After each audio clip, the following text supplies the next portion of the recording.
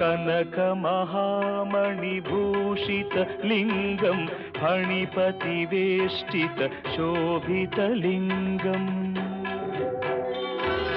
दक्षसुयज्ञविनाशनलिङ्गम्। ఈ క్షేత్రం పురాణ ప్రాశస్త్యం, చారిత్రక నేపథ్యం కలిగి ఉన్నది. కాశీ, చిదంబరం, కేదారేశ్వరం, శ్రీశైలంలో కొంతకాలం నివాసమున్నాక సాక్షాత్తు ఆ శివుడే ఈ ప్రదేశాన్ని ఎంచుకొని ఇక్కడ కొలువుతీరి ఉన్నాడని స్థల పురాణం పేర్కొంటుంది. ఇక్కడ శాప విమోచనం పొందిన రాజనరేంద్రుడు శివుడి ఆజ్ఞానుసారం ఈ ఆలయాన్ని నిర్మించినట్లు చరిత్ర పేర్కొంటుంది. అందువల్లే ఈ స్వామి శ్రీ రాజరాజేశ్వర స్వామిగా ప్రసిద్ధి పొందాడు. శివుడు శ్రీ రాజరాజేశ్వర స్వామిగా, అమ్మవారు శ్రీ రాజరాజేశ్వరి దేవిగా ఇక్కడ దర్శనమిస్తారు. శాపగ్రస్తుడైన రాజరాజ నరేంద్రుడు శివుడి గురించి తపస్సు చేయగా తాను ఈ ప్రదేశంలోని ధర్మగుండంలో లింగరూపంలో కొలువై ఉన్నానని తనని వెలుగులోకి తీసుకువచ్చి ఆలయం నిర్మింపచేయమని ఆదేశించాడట. రాజరాజ నరేంద్రుడు ఈ ప్రాంతం చేరుకుని ధర్మగుండంలో స్నానమాచరించి ఈ జలాన్ని సేవించాడట.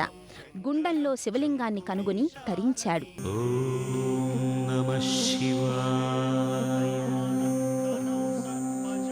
ఆ శివలింగాన్ని ప్రతిష్ఠ చేయడానికి ఒక ఆలయాన్ని నిర్మించాడు. మరునాడు ఉదయం శివలింగ ప్రతిష్ఠాపన చేద్దామని ఆ రాత్రి నిదురించాడు.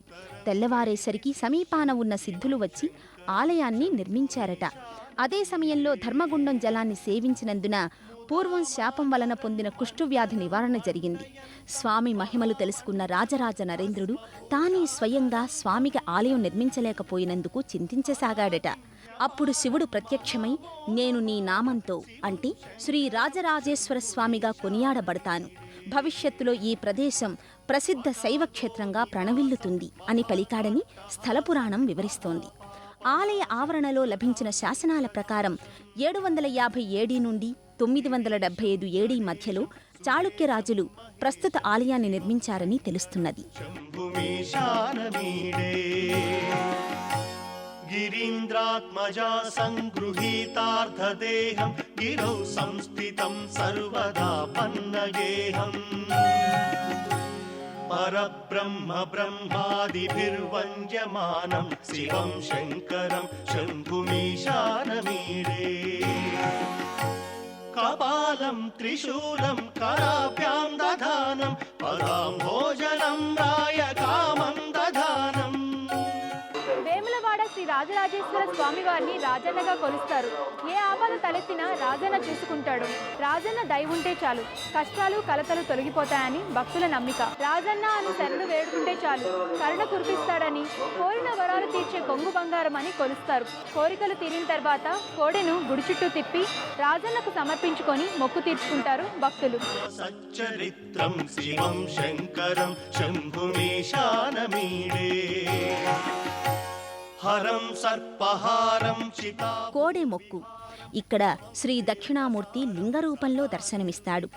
ఈ స్వామిని కూడా దర్శించి కోడె మొక్కు చెల్లిస్తారు భక్తులు. రాజరాజేశ్వర స్వామి కృప వలన కోరిన కోరిక తీరిన వాళ్లు కోరికలు ఈడేర్చమని స్వామిని వేడుకునేవారు కోడె మొక్కు సమర్పిస్తారు.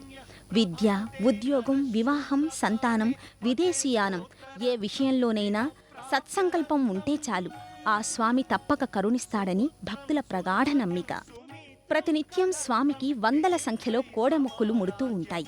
దేవస్థానం వారు నిర్వహించే గోశాల నుండి ఎద్దులను తీసుకువచ్చి గుడి చుట్టూ త్రిప్పి గుళ్ళో స్తంభానికి కట్టేస్తారు. ఈ ప్రక్రియనే కోడెమ్రొక్కు అంటారు. భూతనాథం నమో దేవదేవం నమః కాలకాలం నమో దివ్యతేజం నమః కామభస్మం నమః శాంతశీలం భజే. అంతరాలయంలో ప్రవేశించిన భక్తులు ప్రదక్షిణ మార్గంలో ఉన్న ఉప ఆలయాలు దర్శిస్తారు. ఈ మండపంలో కోటి లింగాల దర్శన భాగ్యం ప్రాప్తిస్తుంది. ముందుగా శ్రీ వీరభద్రస్వామిని దర్శించి ఇదే వరుస క్రమంలో కోటి లింగాలను దర్శించవచ్చు.